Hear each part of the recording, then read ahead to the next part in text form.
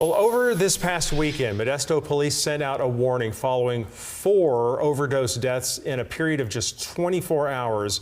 So a very concerning problem playing out here for this area. Joining us live is Deputy District Attorney Patrick Hogan, who's a prosecutor in the Stanislaus County DA's office. And we want to start, thank you for joining us, with the urgency of this and what you think may be happening here. Do you think there was a batch of especially deadly drugs being sold right now, or do you think these cases are just unrelated? You know, we never know. Right now, law enforcement is investigating all 4 of those overdoses. I was actually in contact with the lead detective from the Modesto Police Department, who primarily handles those cases this morning, getting updates about the investigations. Nothing seems to link all of them, except that, once again, we have users that are being exposed to drugs, and a lot of those drugs are laced with fentanyl. Some of them are users that are just using fentanyl, and it may be very potent. It may have used too much. We'll have more answers sooner, I think, rather than later, but I can't say right now what the link is between.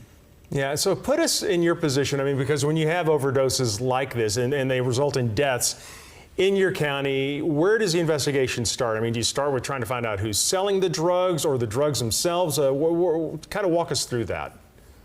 Well, any of those investigations always start with the victim. They're very victim-focused investigations. We as a county believe that the first step is to identify someone who's been overdosed or poisoned as a victim of a crime.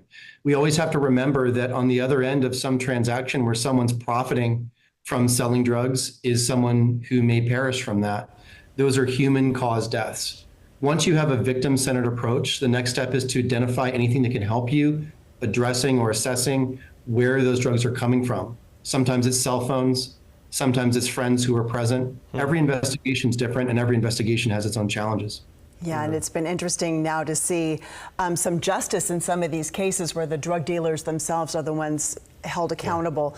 Yeah. You know, I want to just address, because you use some language around this, and we are starting to hear more of this around overdose deaths, in some cases calling them poisonings.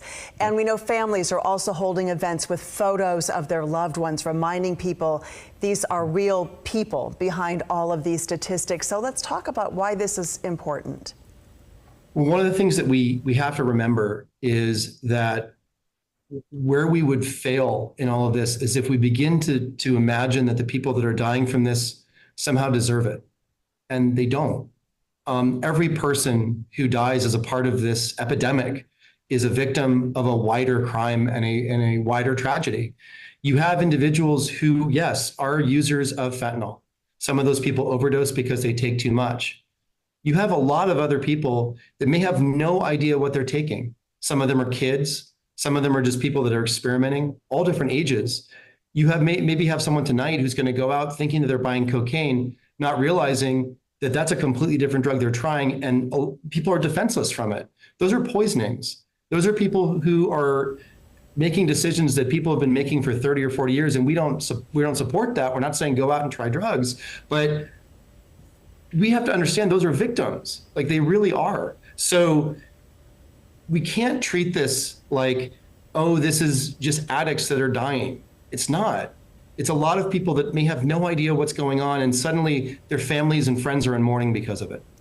And that is exactly why these kind of interviews are so important, and the work that you're doing is so important, because, you know, the last thing you said there was because they don't know. And so the education is really important. They need to know how very dangerous some of these things are, especially buying them from someone on the street. You don't know what you're getting, and it's pretty important that people know how deadly it can be. So, Patrick Hogan, thank you so much for your time. Thank you so much. Have a good night. We do want to mention that Stanislaus County has several resources to help those who are battling substance use. You can find more information on their website, which is stancounty.com.